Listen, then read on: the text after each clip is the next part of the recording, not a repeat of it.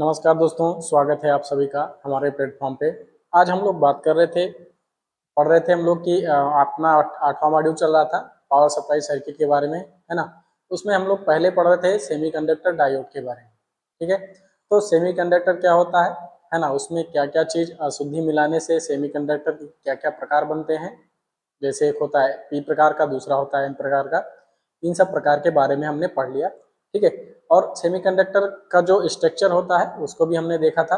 उसमें क्या मटेरियल मिलाया जाता है, उसके बाद पी बनता है, एन बनता है, एन टाइप का अर्धचालक, उसके बारे में हमने देखा था। आज हम लोग देखेंगे जो हमारा पी प्रकार का और एन प्रकार का अर्धचालक होता है, इनको जब हम लोग जोड़ते हैं या इनको जब हम लोग एक साथ ज्वाइंट करते हैं, माउंट करते हैं या क्या करते हैं, उसको असेंबल करते हैं, तो क्या होता है ना।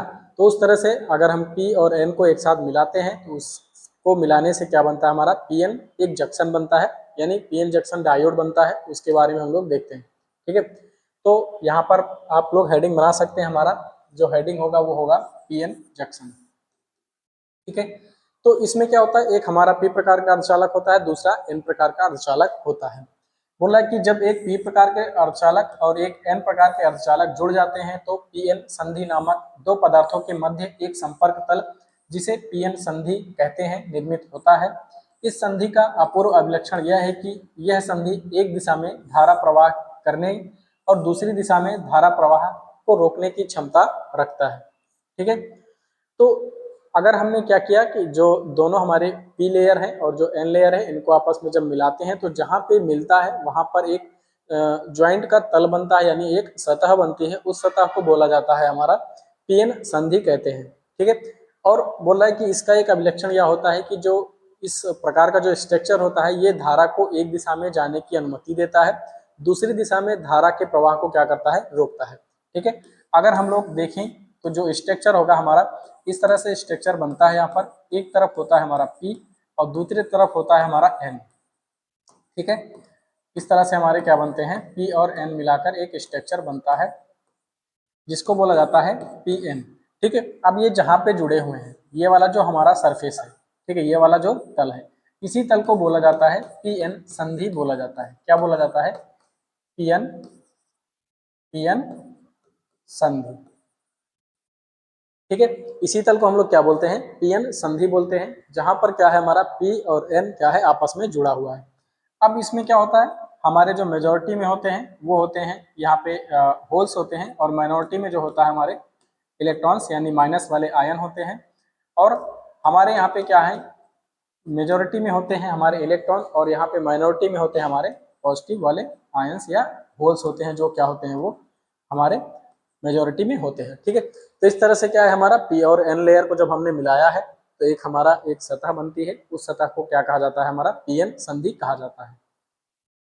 आगे है, पीएन संधि के इस अपूर्व अभिलक्षण का उपयोग करने के लिए दो टर्मिनल, एक तरफ पी और दूसरा एन तरफ संयोजित होते हैं। ठीक है, तो यहाँ पे क्या है, इसको अगर हमने क्या किया, इसको और उपयोग करना है, इसके अभिलक्षण का उपयोग करना है, तो यहाँ पे दो टर्मिनल एक लगाते हैं, एक तरफ पी और एक दूसरा तरफ एन।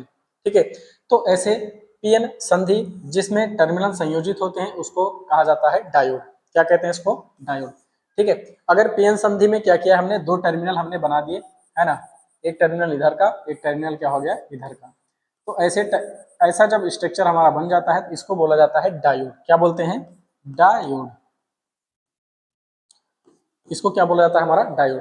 तो इसमें पी और एन लेयर है तो इसको हम लोग बोलते हैं पीएन डायोड, या सिंपल भाषा में हम लोग इसको डायोड भी बोलते हैं, जब इसमें हम दो टर्मिनल लगा देते हैं, एक तरफ पी और एक तरफ एन। ठीक है, ये तो हो गया डायोड का स्ट्रक्चर, इस तरह से बनता है। लेकिन जो डायोड होता है उसका हमारा अगर सिंबल देखा जाए तो हमारा इस तरह का एक सिंबल होता है। ठीक है, ये होता है हमारा पी लेयर होता है, ये होता है हमारा एन लेयर। इस तरह से हमारा बनता है डायोड, यानी इसमें दो टर्मिनल हो गए। इसको बोलते हैं ए बोलते हैं, इसको बोलते हैं के। ए का मतलब होता है एनोड, के का मतलब होता है कैथोड। कैथोड ये है हमारा सिंबल, सिंबल है किसका, डायोड का। ठीक है, तो दो चीज हमको ध्यान में रखना है कि डायोड क्या होता है, जब पीएन जो संधि होती है, पीएन जंक्शन जो होते हैं, यानी जो पीएन होता है हमारा लेयर, इनमें अगर हमने क्या किया, टर्मिनल लगा दिया है तो ये सब हमारे क्या बन जाते हैं, डायोड बन जाते हैं। और ये होगा इसका स्ट्रक्चर, और डायोड का हो गया ये सिंबल। डायोड आपको कहीं मिलेगा सिंबल में, तो डायोड आपका इस तरह से ही मिलता है। ठीक है। एक तरफ होता है एनोड का पॉइंट होता है, दूसरी तरफ कैथोड का होता है। एनोड का मतलब पॉजिटिव हो गया और कैथोड का मतलब क्या हो गया, नेगेटिव होगा। ठीक है। आगे जब हम लोग बाइसिंग करते हैं तो इसी तरीके से क्या करते हैं, इस पर बैटरी जोड़ते हैं इसके पोल के हिसाब से। ठीक है, ये हो गया हमारा पीएन संधि। आगे हमारा आगे बोल रहा है कि जब एक पी और एक एन पदार्थ को एक साथ रखा जाता है तो पी और एन पदार्थ के संधि पर कुछ घटना होती है। कौन सी घटना होती है उसको अभी चित्र में हम लोग देखते हैं, है ना। उसमें होता क्या है कि एन पदार्थ के कुछ इलेक्ट्रॉन जो होते हैं वो क्या होते हैं, सीमा पार करके पी पदार्थ की सीमा के पास के कोटर के साथ क्या होते हैं, पुनर्संयोजन करते हैं। इस प्रक्रिया को कहा जाता है विसरण। क्या कहते हैं, विसरण। ठीक है। तो इसमें होता क्या है कि हमारे पास जो दोनों लेयर है, दोनों लेयर को जब हम लोग आपस में इसको जोड़ते हैं तो होता क्या है कि जो पी प्रकार के जो लेयर होते हैं उसमें होता है हमारा होल्स, और जो हमारा एन प्रकार का होता है उसमें मेजोरिटी में होते हैं इलेक्ट्रॉन। तो हमारा जहाँ पे जुड़ता है जंक्शन पे, तो जंक्शन के आसपास के इलाके में या जंक्शन के आसपास के एरिया में क्या होता है, जो इलेक्ट्रॉन होते हैं वो कूद कर हमारे पी में चले जाते हैं और पी के पास जो हमारे होल्स होते हैं या कोटर होते हैं उनके साथ पुनर्संयोजन करते हैं। इस पुनर्संयोजन की घटना को कहा जाता है विसरण कहा जाता है। आगे है, इस पुनर्संयोजन से पी पदार्थ के संधि के समीप परमाणु इलेक्ट्रॉनों को पार कर ऋणात्मक आयन बनाता है ना। और हमारा एन पदार्थ के संधि के पास परमाणु इलेक्ट्रॉन को खोकर खोने के बाद धनात्मक आयन बन जाते हैं। ठीक है। तो जो हमारा पी पदार्थ है उसके संधि के समीप जो इलेक्ट्रॉन पार कर लेते हैं, है ना, पार करने के बाद क्या बनता है, हमारा ऋणायन बन जाता है। और हमारा जो एन पदार्थ है उसके पास अगर जो इलेक्ट्रॉन क्या करता है वो खो देता है तो उसके पास क्या बन जाता है, धनायन बन जाता है। ठीक है। इस तरह से क्या होते हैं, हमारे पी लेयर और एन लेयर में क्या होते हैं, पॉजिटिव आयन और निगेटिव आयन बन जाते हैं जब हम क्या करते हैं, पी और एन संधि को आपस में, यानी पी और एन को क्या करते हैं, आपस में जोड़ते हैं। ठीक है। आगे बोल रहा है कि इस प्रकार निर्मित ऋणात्मक और धनात्मक आयन की परतें एक छोटी बैटरी की तरह व्यवहार करती हैं। इस परत को अवक्षय परत कहा जाता है ना। तो जो एक लेयर बन जाती है जब जंक्शन के आसपास के इलेक्ट्रॉन और होल्स क्या करते हैं, आपस में पुनर्संयोजन करते हैं यानी डिफ्यूज हो जाते हैं, तो हमारे क्या बचते हैं, उस पर आयन्स बचते हैं, पॉजिटिव और निगेटिव आयन। ठीक है। तो पॉजिटिव और निगेटिव आयन जो बचते हैं वो हमारे क्या होते हैं, छोटी बैटरी की भांति व्यवहार करा जाता है, व्यवहार करते हैं। और इस जो लेयर बन जाती है, एक लेयर क्रिएट हो जाती है, उस लेयर को कहा जाता है अवक्षय परत। ठीक है। इसको भी हम लोग चित्र में भी देख लेते हैं। कैसे देखेंगे, यहाँ पर मान लीजिए कि क्या है, हमारा एक पीएन है। ठीक है। तो यहाँ पर क्या है, मेजोरिटी में हमारे होल्स होते हैं, है ना, और पी वाले लेयर में, और एन वाला जो लेयर होता है उसमें हमारे क्या होते हैं, इलेक्ट्रॉन्स होते हैं मेजोरिटी में। क्या होते हैं, इलेक्ट्रॉन्स मेजोरिटी में होते हैं। ठीक है। तो इस तरह से हम लोग क्या करेंगे, अपना बना लेंगे पी लेयर और एन लेयर के मटेरियल को, यानी इसमें इलेक्ट्रॉन हो गया मेजोरिटी में और होल्स हो गया हमारा माइनॉरिटी में। ठीक है। ये हो गया हमारा पी, ये हो गया हमारा एन। ठीक है, यानी पी लेयर हो गया और एन लेयर हो गया। अभी क्या होता है कि इधर के इलेक्ट्रॉन क्या करते हैं, इधर आते हैं, है ना। इधर के इलेक्ट्रॉन क्या आते हैं, हमारे इधर चले आते हैं। तो इधर आने के बाद क्या होते हैं, यदि इसके जंक्शन के आसपास के जो इलेक्ट्रॉन होते हैं वो होल्स के पास आ जाते हैं, यानी पी वाले लेयर में आ जाते हैं, और आने के बाद क्या होते हैं, हमारे डिफ्यूज हो जाते हैं, है ना, डिफ्यूज हो जाते हैं। इसको बोला जाता है फ्यूजन बोला जाता है, यानी क्या होते हैं, एक दूसरे को नष्ट कर दे, क्योंकि इसके पास पॉजिटिव चार्ज होता है, इसके पास क्या होता है, नेगेटिव चार्ज होता है। तो पॉजिटिव नेगेटिव क्या करते हैं, आपस में खत्म हो जाते हैं। तो हमारा अगला चित्र में क्या बनेगा कि जंक्शन के पास हम देखते हैं कि हमारा क्या होता है, एक डिफ्लीशन लेयर बन जाती है। इस तरह से क्या बन जाती है, डिफ्लीशन लेयर, एक तरह से लेयर बन जाता है। तो यहाँ पे क्या बच जाते हैं, हमारे होल्स बच जाते, इधर बचे रहते हैं, और इधर क्या होते हैं, हमारे इलेक्ट्रॉन होते हैं। ठीक है। इस तरह से क्या होता है, हमारा एक लेयर बन जाता है, और जो जंक्शन के आसपास होते हैं इलेक्ट्रॉन और होल्स को खत्म हो जाते हैं, क्योंकि वो आपस में क्या होते हैं, डिफ्यूज हो जाते हैं। तो यहाँ पर हमारा ऋणात्मक आयन बच जाता है, और यहाँ पे क्या होता है, हमारा पॉजिटिव आयन बच जाता है। ठीक है। इस तरह से क्या होते हैं, हमारे आयन यहाँ पे बच जाते हैं। ठीक है। और एक लेयर क्रिएट हो जाती है हमारी, इस लेयर को हम लोग कहते हैं डिफ्लीशन लेयर बोलते हैं, या अवक्षय परत कहा जाता है, अवक्षय परत कहते हैं। ठीक है। और इंग्लिश में इसको बोलते हैं डिफ्लीशन रीजन। यानी कि जो हमारे पी प्रकार के अर्धचालक हैं और एन प्रकार के जो अर्धचालक हैं, इनको जब हमने जोड़ा तो संधि के पास क्या होता है, जहाँ पे ज्वाइंट होता है उस संधि के पास होता है कि पी वाले एन वाले के जो इलेक्ट्रॉन होते हैं वो पी में जाते हैं और एक दूसरे को क्या करते हैं, यानी डिफ्यूज कर देते हैं, यानी डिफ्यूजन होता है, उनका विसरण होता है और नष्ट हो जाते हैं। फिर क्या होता है, जंक्शन के आसपास के इलाके में क्या होते हैं, हमारे माइनॉरिटी वाहक जो होते हैं आयंस वो बच जाते हैं। कौन सा? पी में होता है हमारा निगेटिव आयन, और हमारा जो एन होता है उसके पास क्या होते हैं? हमारे पॉजिटिव आयंस होते हैं। ये क्या होते हैं? हमारे जंक्शन के आसपास के एरिया में बच जाते हैं। अब ये जो आयंस हैं ये क्या है? एक छोटी बैटरी की भांति व्यवहार करते हैं, क्योंकि इसमें क्या होता है, एक तरफ ऋणायन हो जाता है, एक तरफ क्या होता है, प्लस हो जाता है। तो एक तरफ माइनस हो गया, एक तरफ प्लस हो गया, तो ये एक छोटा बैटरी की भांति व्यवहार करते हैं। ठीक है, लेकिन इनका पावर कम होता है तो इससे बहुत खास फर्क नहीं पड़ता है। ठीक है, लेकिन ये काम क्या करते हैं? ऐसा तो नहीं है कि मतलब पावर तो यानी करंट तो नहीं सप्लाई कर सकते, लेकिन एक काम ये करते हैं। काम क्या करते हैं कि इधर वाला जो माइनस आयन है यानी पी लेयर में, ये इलेक्ट्रॉन को आने नहीं देता है। ठीक है, यानी एन वाले लेयर के इलेक्ट्रॉन को ये इधर नहीं आने देता पी साइड में, और ये जो प्लस वाला आयन है एन तरफ में जो बचा हुआ है, ये पी वाले होल्स को क्या करता है? अपना एन वाले लेयर में नहीं जाने देता है। तो क्या होता है कि हमारा जो डायोड है वो एक संतुलित अवस्था तक पहुंच जाता है। ठीक है, ये क्रिया होने के बाद क्या होता है? वो संतुलित अवस्था तक पहुंच जाता है। अब क्या होगा? यानी जब डिफ्लेशन लेयर इसमें बन गई, तो डिफ्लेशन लेयर बनने से क्या हुआ? इसका जो डिफ्यूजन हो रहा था अभी क्या हो गया? बंद हो गया, यानी संतुलित हो गया। यानी अब जो ये आयन बचे हुए हैं इसमें, ये इलेक्ट्रॉन को इधर नहीं आने देगा, और ये वाला जो आयन होगा ये जो हमारे होल्स होते हैं इसको इधर नहीं आने देते हैं। ठीक है, तो इस तरह से एक कंडीशन बन जाता है। तो हमारा ये क्या हो? इसमें कोई पावर सप्लाई नहीं दिया गया है, ये ऑटोमेटिक पूरा सिस्टम होता है। ठीक है, तो इस तरह से हमारा क्या बन गया? डिफ्लेशन लेयर बन गया। तो इसमें हमको ध्यान देना है कि जैसे ही जो हमारे पी और एन लेयर को जब हम लोग जोड़ते हैं तो एक संधि बनती है, इसको बोला जाता है हमारा पी एन संधि बोलते हैं। लेकिन संधि के बनने के साथ ही क्या होता है? इसमें जो जंक्शन के आसपास के इलेक्ट्रॉन और होल्स होते हैं वो आपस में एक दूसरे को क्या करते हैं? डिफ्यूज कर देते हैं, यानी पुनर्संयोजन करते हैं और डिफ्यूज हो जाते हैं। तो डिफ्यूज होने के कारण क्या होता है कि संधि के आसपास एक लेयर बन जाती है ना? संधि के आसपास क्या होती है? दोनों तरफ क्या होती है? एक लेयर बन जाती है। एक तरफ क्या होते हैं? हमारे ऋण आयन बचते हैं, एक तरफ क्या बचते हैं? पॉजिटिव आयन या धन यानी धन आयन बचते हैं। ये ऋण आयन और धन आयन क्या होते हैं? छोटी बैटरी की भांति व्यवहार करते हैं। ये करते क्या है? ये जो ऋण आयन है वो उधर वाले इलेक्ट्रॉन को नहीं आने देते पी वाले लेयर में, और जो ये एन वाले में जो हमारे धन आयन है ये होल्स को इधर नहीं आने देते हैं। तो ये एक संतुलित अवस्था तक पहुंच जाते हैं। ठीक है, ये घटना होती है जब हम पी और एन लेयर को आपस में जोड़ते हैं। ठीक, बात को ध्यान में रखना है। और ये जो लेयर बन जाती है इसको बोला जाता है अवक्षय परत बोला जाता है। फिर ये क्या होता है? करंट को आने यानी डिफ्यूजन नहीं होने देता है और संतुलित अवस्था तक पहुंच जाता है। हाँ, इसमें आगे वही बात बोल रहा है, क्योंकि इसमें ना तो मुक्त इलेक्ट्रॉन होते हैं और ना ही कोटर मौजूद होते हैं, है ना? यह अवक्षय क्षेत्र एन पदार्थ से पी पदार्थ तक इलेक्ट्रॉनों के आवागमन को रोकता है और इस प्रकार एक संतुलित अवस्था तक पहुंच जाता है। ठीक है, तो जब पी और एन लेयर जब जुड़ते हैं, है ना, तो उसमें क्या होता है? जंक्शन के आसपास क्या होते हैं? सारे इलेक्ट्रॉन और होल्स क्या होते हैं? आपस में डिफ्यूज हो जाते हैं। फिर उसके बाद उसमें आयंस बचते हैं। आयन क्या करते हैं? फिर उधर के इलेक्ट्रॉन को इधर नहीं आने देते, इधर के होल्स को उधर नहीं जाने देते हैं। तो ये घटना होती है हमारा। हाँ, ये वाला चित्र देखो, ये वही वाला चित्र है हमारा। ठीक है, क्या हुआ है कि यहाँ पे जैसे जुड़ा हुआ है, इलेक्ट्रॉन इधर आ रहा है ना, इलेक्ट्रॉन इधर जा रहा है पी वाले लेयर में और डिफ्यूज हो जाते हैं। डिफ्यूज होने के बाद क्या होता है? यहाँ पे देखो वही जो हमारे आयंस है वो इधर माइनस आयन बच गया, इधर क्या हो गया? हमारा प्लस आयन बच गया। ये एक छोटी बैटरी की भांति व्यवहार करता है। और एक ये जो लेयर बन जाती है इस लेयर को बोला जाता है हमारा डिफ्लेशन लेयर बोला जाता है। फिर ये क्या करता है? इधर के इलेक्ट्रॉन को इधर नहीं जाने देता, इधर के होल को इधर नहीं जाने देता है। आगे क्या है हमारा?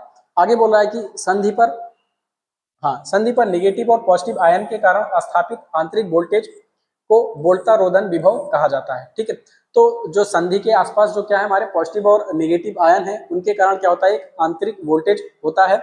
उस वोल्टेज को बोला जाता है रोधन विभव बोला जाता है। रोधन विभव क्यों बोला जाता है? क्योंकि ये इलेक्ट्रॉन को पार नहीं करने देता, उसको रोक के रखता है। ठीक है, इसलिए बोला जाता है इसको रोधन विभव बोला जाता है। यदि किसी और इलेक्ट्रॉन को एन ओर से पी ओर जाना है तो उन्हें इस वोल्टा रोधन को पार करना होगा। ठीक है, अगर कोई इलेक्ट्रॉन है उसको क्या करना है? एन की तरफ एन से पी की तरफ जाना है तो उसको क्या करना पड़ेगा? ये जो रोधन वोल्टेज है इसको क्या करना पड़ेगा? पार करना पड़ेगा। उसके लिए क्या चाहिए? फिर एनर्जी देना पड़ेगा। आगे है, इसका मतलब यह है कि जब एन भाग के इलेक्ट्रॉनों को ऊर्जा की आपूर्ति की जाती है तो वे वोल्टा रोधन विभव को पार करके पी भाग की ओर जा सकते हैं। ठीक है, तो अभी क्या है? एक रोधन वोल्टेज बन गया है यहाँ पर। अब क्या करना है? मान लीजिए इलेक्ट्रॉन को इधर पार करना है, इस तरह से तो पार करेगा नहीं, यानी उसको पार कराना पड़ेगा। पार कराने के लिए क्या है? एन वाले भाग को क्या करना पड़ेगा? ऊर्जा देना पड़ेगा। जैसे ही उसको ऊर्जा दी जाती है तो इलेक्ट्रॉन क्या होते हैं? हमारे पार करके इसमें जाएंगे, हमारे यानी पी वाले लेयर में जाएंगे। ठीक, तभी जा सकते हैं जब उसको हम लोग एनर्जी देंगे। आगे है पीएन संधि डायोड के टर्मिनल पर प्रयुक्त वोल्टेज के संदर्भ में इलेक्ट्रॉनों के लिए बैरियर पोटेंशियल और क्रॉसओवर बैरियर को निरस्त करने के लिए सिलिकॉन डायोड के सिरों पर 0.7 वोल्ट विभवांतर, जबकि जर्मेनियम डायोड के सिरों पर 0.3 वोल्ट के विभवांतर आवश्यक होते हैं। ठीक है, एक चीज यहाँ पे हमको ये ध्यान में रखना है कि जो हमारा सेमीकंडक्टर है, ये दो प्रकार का सेमीकंडक्टर से हम लोग डायोड बनाते हैं। एक तो होता है हमारा सिलिकॉन, दूसरा होता है जर्मेनियम। लेकिन अधिकतर मात्रा में हम क्या करते हैं, सिलिकॉन का ही इस्तेमाल करते हैं। ठीक है, तो दो मटेरियल हो गए, एक तो सिलिकॉन हो गया, एक जर्मेनियम हो गया। अब सिलिकॉन के लिए और जर्मेनियम के लिए जो ये रोधन वोल्टेज है, जो ये बैरियर पोटेंशियल है हमारा, बैरियर जो वोल्टेज है, इसका मान क्या होता है, अलग अलग होता है। तो बोल रहा है कि जो बैरियर है उसको निरस्त करने के लिए सिलिकॉन डायोड के सिरों पर 0.7 वोल्ट का विभवांतर, जबकि जर्मेनियम के सिरों पर 0.3 वोल्ट का विभवांतर आवश्यक है। ठीक है, तो अभी क्या है, जो ये हमारा पी और एन लेयर में जो ये बैरियर बन गया है, ठीक है, इसको तोड़ने के लिए सिलिकॉन के लिए कितना वोल्टेज चाहिए हमारा, 0.7 वोल्ट चाहिए। कितना, 0.7। और जो हमारा जर्मेनियम होता है इसके लिए कितना चाहिए, 0.3 वोल्ट चाहिए। ठीक है, ये बात हमको क्या करना है, ध्यान में रखना है।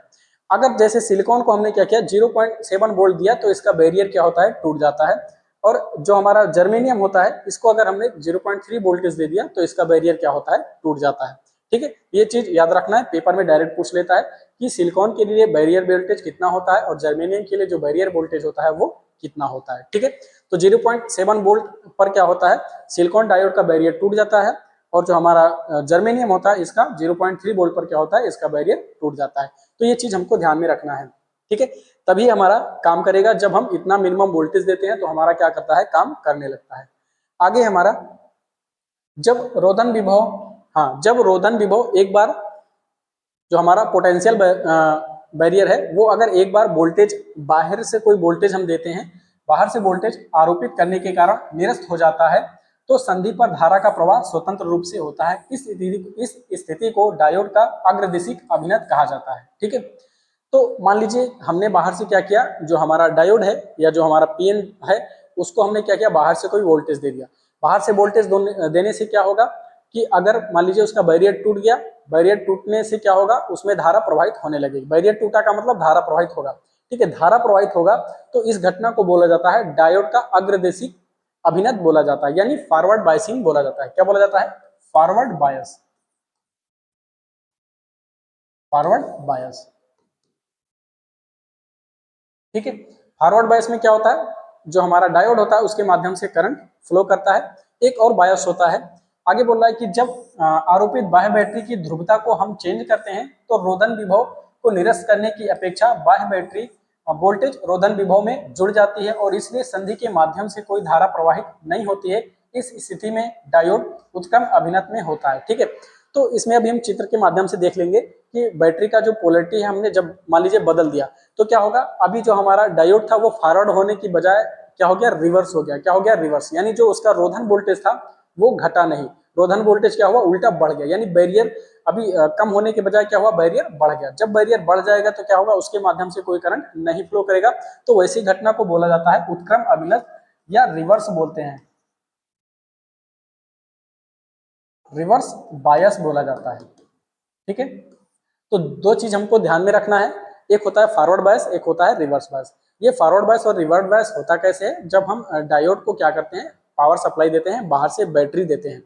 तो ठीक है, तो बैटरी देने पर क्या दो घटना होती है, तो फॉरवर्ड बायस होगा उसमें करंट फ्लो करेगा और रिवर्स बायस होता है उसमें करंट फ्लो नहीं करता है। ये दो घटनाएं होती हैं। अभी हम लोग चित्र के माध्यम से देखेंगे क्या होता है।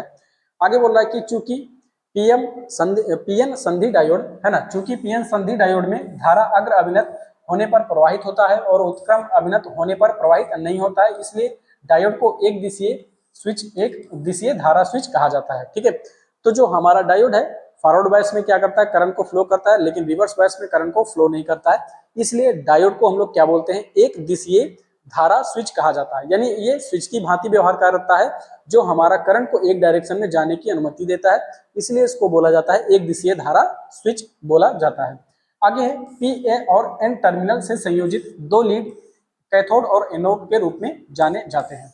ठीक है, जो हमारे पीएन टर्मिनल होते हैं, हाँ, पीएन जो हमारे लेयर होते हैं उनके टर्मिनल पर दो लीड लगे होते हैं, यानी दो वायर लगे होते हैं, जिनको एनोड और कैथोड के रूप में जाना जाता है। मान लीजिए हमारा पीएन जंक्शन हो गया, यहाँ पर दो हमारे लीड लगे हुए हैं, है ना। इन लीड को क्या बोलते हैं? एनोड और कैथोड बोलते हैं। ठीक है, ये हो गया हमारा पी लेयर, ये हो गया हमारा एन लेयर। अभी हमने चित्र सिंबल में बताया था ना, सिंबल में क्या होता है, इस तरह से होता है ना, एक एनोड होता है, दूसरा कैथोड होता है, तो ये एक लेयर होगी पी की, एक लेयर होगी एन की। ठीक है, तो ये चीज हमको ध्यान में रखना, जो उसके टर्मिनल होते हैं उनका नाम होता है एनोड और कैथोड। एनोड का मतलब होता है पॉजिटिव और कैथोड का मतलब होता है नेगेटिव। ठीक है, इस तरह से हमको ध्यान में रखना। पॉजिटिव नेगेटिव कैसे होते हैं? पी का मतलब हो गया पॉजिटिव, यानी इसमें जो मेजोरिटी में होंगे होल्स होंगे, और एन का मतलब हो गया यानी नेगेटिव, यानी जो इसमें जो मेजोरिटी में होंगे वो इलेक्ट्रॉन होंगे। ये चीज हमको ध्यान में रखना है। ठीक है, अभी देखो यहाँ पे एक चित्र दिया गया है, ये फॉरवर्ड बायस का चित्र है। इसमें क्या है कि फॉरवर्ड बायस में हमारे क्या होते हैं, अभी देखो इसमें कंस्ट्रक्शन कैसा है इसका, हमारा दो लेयर है, एक लेयर है हमारा पी का, है ना, एक पी का लेयर है, दूसरा क्या है हमारा एन का लेयर है। एक पी का है, दूसरा एन का। पी वाले में क्या होते हैं? हमारे होल्स होते हैं, ठीक है, और एन वाले में क्या होते हैं? हमारे इलेक्ट्रॉन्स होते हैं मेजोरिटी में। ठीक है, हाँ, पी वाले में हमारे होल्स हो गए और एन वाले में क्या है? हमारे इलेक्ट्रॉन्स क्या है? मेजोरिटी में है। अब इनको हम लोग क्या करेंगे? इनको हम लोग फॉरवर्ड बायसिंग करते हैं। कौन सा बायसिंग? Forward biasing. ठीक है, यानी ये पी लेयर है तो इसका जो टर्मिनल होगा ये होगा हमारा पॉजिटिव होगा, और इसका जो ये एन है तो इसका जो टर्मिनल होगा वो नेगेटिव होगा। ठीक है, क्यों होगा? क्योंकि पी का मतलब होल्स, होल्स में क्या होते हैं? ये धनायन धन वाला यानी प्लस वाला होता है, और जो इलेक्ट्रॉन होते हैं माइनस इसके पास आवेश होता है। इसलिए जो टर्मिनल हो गए ये हो गए हमारे प्लस के और ये हो गए माइनस के। तो अब हम बैटरी को ऐसे जोड़ते हैं कि क्या हो कि हमारा फॉरवर्ड बायस में हो। तो बैटरी का कनेक्शन ऐसे करेंगे, बैटरी को इस तरह से जोड़ते हैं, बैटरी का पॉजिटिव सिरा जो होता है वो पी से जोड़ते हैं, और बैटरी का जो नेगेटिव सिरा होता है वो एन से जोड़ते हैं। तो अभी देखो होता क्या है, जैसे ही इसको क्या किया हमने, बैटरी से जोड़ा और हमने सप्लाई को ऑन किया, तो सप्लाई को ऑन करने से क्या होता है, यहाँ से प्लस वाला निकला बैटरी का और यहाँ तक पहुंचा है। ठीक है, बैटरी का पॉजिटिव निकला और यहाँ तक पहुंचा, यानी पी लेयर तक। तो पी लेयर के पास क्या है हमारा, क्या है? पी लेयर के पास होल है, क्या है? होल्स है। पी लेयर के पास होल्स है, होल्स में कौन सा आवेश होता है? प्लस आवेश, यानी धन आवेश होता है। तो बैटरी का जो पॉजिटिव है, यानी बैटरी में भी पॉजिटिव मिला, और हमारा जो पी लेयर है इसमें भी क्या मिला हमको? पॉजिटिव मिला। तो पॉजिटिव और पॉजिटिव क्या करते हैं? एक दूसरे को रिपल करते हैं। क्या करते हैं? एक दूसरे को रिपल करते हैं। तो यानी बैटरी के पॉजिटिव सिरे से जुड़ने के कारण क्या होगा, ये जो होल्स होते हैं हमारे, ये जंक्शन की तरफ जाते हैं। क्या जाते हैं? जंक्शन की तरफ जाते हैं। और वोल्टेज क्या है? ज्यादा है, तो क्या करेंगे ये लोग? जंक्शन को पार कर लेते हैं। आगे क्या है यहाँ पे? ये नेगेटिव है, यानी नेगेटिव वाला इधर जाएगा, तो यानी जो इलेक्ट्रॉन होते हैं वो नेगेटिव वाले से क्या होते हैं? इधर की तरफ पुश करा जाता है, यानी जो हमारे इलेक्ट्रॉन होते हैं वो इधर आएंगे और जो हमारे होल्स होते हैं वो इधर जाएंगे। ठीक है, तो इलेक्ट्रॉन का डायरेक्शन इधर हो जाएगा और होल्स का डायरेक्शन इधर हो जाएगा। ठीक है, तो बैटरी जोड़ने से कारण क्या होता है, ये जो हमारे होल्स होते हैं और जो हमारे इलेक्ट्रॉन होते हैं जंक्शन को पार करने लगते हैं। तो जैसे ये जंक्शन को पार करने लगते हैं, यानी इलेक्ट्रॉन पार करके इधर आएगा और होल्स पार करके हमारा इधर आता है। ठीक है, ये आता है इलेक्ट्रॉन और ये आता है होल्स। तो इलेक्ट्रॉन के फ्लो होने के कारण क्या होता है, इसमें करंट हमारा चालू हो जाता है। ठीक है, तो कह सकते हैं कि जैसे ही फॉरवर्ड बायस में हम पीएन संधि को या पीएन डायोड को जैसे ही फॉरवर्ड बायस में रखा जाता है, इसमें क्या होता है? धारा का प्रवाह शुरू हो जाता है। इसमें जो करंट फ्लो करेगा हमारा वो इसमें चालू हो जाता है। ठीक है, तो करंट चालू हो रहा है तो इसका मतलब क्या है? इसका प्रतिरोध क्या है?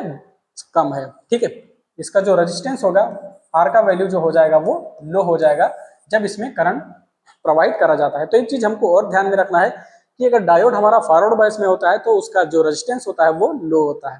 ठीक है, फॉरवर्ड बायस में जो डायोड का रेजिस्टेंस होगा वो लो होगा। एक चीज इसको भी ध्यान में रखना है। अगला चित्र है हमारा कि अगर हमने मान लीजिए कि अभी इसको इसकी पोलरिटी को हमने क्या किया? चेंज कर दिया। ठीक है, यानी इसको अभी कैसे बना दिया? उल्टा हम लोग कर देंगे। यहाँ पर ये हमारे होल्स हो गए हैं और वहां पे क्या है? हमारे ये इलेक्ट्रॉन्स हैं। ठीक है, क्या है? हमारे इलेक्ट्रॉन्स हैं, यानी पूरे में इलेक्ट्रॉन्स है। इस जंक्शन तक ही पूरा इलेक्ट्रॉन है हमारा। ये हमारा पी लेयर होगा और ये हमारा एन लेयर हो गया। अब इसको क्या करा है हमने? बैटरी से जोड़ा है, यानी बैटरी को इधर नेगेटिव कर दिया और इधर क्या किया हमने? पॉजिटिव कर दिया। यानी फॉरवर्ड वाले से हमने क्या करा? इसका उल्टा कर दिया। अब क्या हुआ? यहाँ पे प्लस होते हैं, ये इसका मतलब होता है प्लस, इसका मतलब होता है माइनस। जैसे ही बैटरी से जोड़ा यानी माइनस वाला यहाँ तक पहुंच गया। ठीक है, ये माइनस वाला क्या करेगा? ये जो होल्स होता है इसको क्या करता है? आकर्षित करता है। और जो ये प्लस वाला होता है ये इधर आएगा, तो जो इलेक्ट्रॉन होता है इसको क्या करेगा? आकर्षित करता है। क्योंकि इसमें होता है कि प्लस और प्लस यानी माइनस माइनस प्लस प्लस क्या करते हैं, प्रतिकर्षित करते हैं, माइनस माइनस क्या करते हैं, प्रतिकर्षित करते हैं, और प्लस माइनस जो होते हैं वो क्या करते हैं, एक दूसरे को आकर्षित करते हैं। यानी ये वाला माइनस जो है यहाँ के होल्स को क्या करेगा, खींचेगा अपनी तरफ, और ये यहाँ के जो प्लस वाला है वो इलेक्ट्रॉन को क्या करेगा, अपनी तरफ खींचेगा।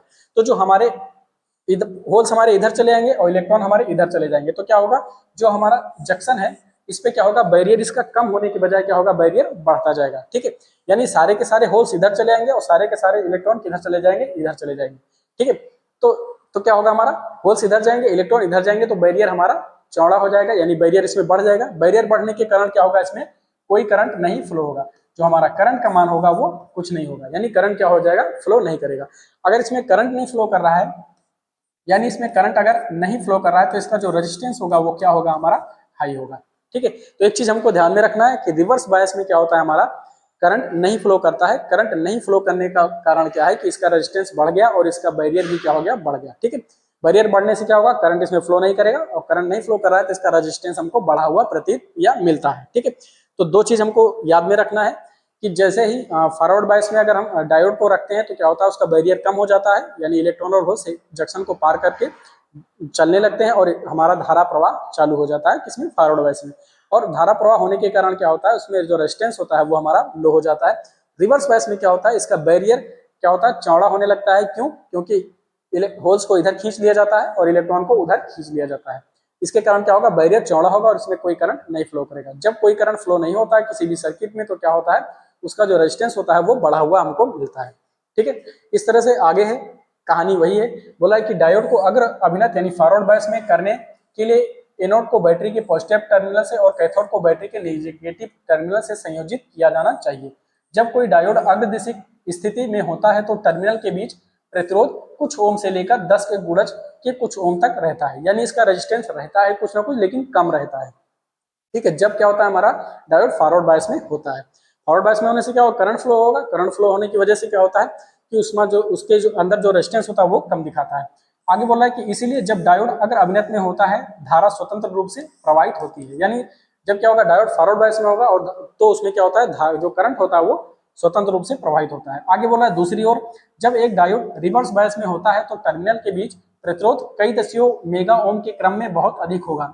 इसीलिए जब डायोड रिवर्स बायस होती है तो धारा प्रवाहित नहीं होती है। ठीक है, तो अब क्या है कि जब हमारा डायोड रिवर्स बायस में होता है तो इसके अंदर से धारा प्रवाह नहीं होता है, और धारा प्रवाह ना होने के कारण ये प्रतिरोध अधिक दिखाता है, कितना, मेगा ओम के क्रम में दिखाता है। आगे आगे बोला, एक नियम के रूप में फॉरवर्ड टू रिवर्स बायस में प्रतिरोध का अनुपात 1:1000 यानी 1:1000 न्यूनतम मान के क्रम में होना चाहिए। ठीक है, तो अगर मोटा मोटा देखा जाए कि फॉरवर्ड टू रिवर्स बायस में जो प्रतिरोध का रेशियो होता है वो कैसा होता है, हमारा 1:1000 के रूप के क्रम में होता है। ठीक है, यानी अगर फॉरवर्ड बायस में हमारा प्रतिरोध अगर देखा जाए और हमारा रिवर्स बायस में हमने क्या देखा है, प्रतिरोध को देखा है, तो क्या होगा, 1:1000 के अनुपात में होता है, न्यूनतम ये वैल्यू है। ठीक है, यानी फॉरवर्ड बायस में अगर 1 ओम है तो रिवर्स बायस में क्या होगा, उसका 1000 ओम होगा। अगर ये 10 ओम है तो ये क्या होगा, 10,000 ओम होगा। इस तरह से क्या होता है, इसका रेशियो है, न्यूनतम रेशियो यही होता है 1:1000 का फॉरवर्ड टू रिवर्स बायस के केस में क्या के केस में प्रतिरोध का अनुपात होता है। ठीक, तो ये चीज को हमको क्या करना है, ध्यान में रखना है। ठीक है, तो ये चीज समझ में आ गया कि फॉरवर्ड बायस कैसे होता है, रिवर्स बायस कैसे होता है। अभी इसमें हम लोग क्या करंट वगैरह भी पढ़ेंगे, करंट कितना वोल्टेज पे कैसे तेजी से बढ़ता है उसको डायग्राम से भी देखेंगे। ठीक है, और यहाँ पे एक बार आप लोग इसको पढ़ लेना। ठीक है, फिर आगे हम लोग पढ़ेंगे डायोड के प्रकार क्या होते हैं, है ना। तो डायोड को भी अलग अलग प्रकार के हिसाब से बांटा गया है, उसको कंस्ट्रक्शन के हिसाब से, उसके उपयोग के हिसाब से, पावर क्षमता के हिसाब से और उसके पैकेजिंग के प्रकार के हिसाब से क्या हुआ है, डायोड को कई सारे पार्ट में हमारा बांटा गया है। ठीक है, फिर उसके बाद हम लोग आगे देखेंगे जो हमारा फॉरवर्ड बायसिंग है और जो हमारा रिवर्स बायसिंग है ना, उसमें करंट कैसे बढ़ता है, यानी सिलिकॉन के लिए कैसे है, जर्मेनियम के लिए कैसे है, या फॉरवर्ड बायस में कितना करंट देते हैं, यानी कितना वोल्टेज पे हमारा करंट बढ़ने लगता है, और हमारा रिवर्स बायस में कितना वोल्टेज पे हमारा करंट बढ़ता है। देखो रिवर्स बायस में भी करंट होता है, उसको बोला जाता है, उसको तो आगे का मैटर है, आगे बताएंगे। ठीक है, तब तक के लिए ये वीडियो देखते रहना, है ना। तब तक के लिए नमस्कार, जय हिंद, जय श्री राम।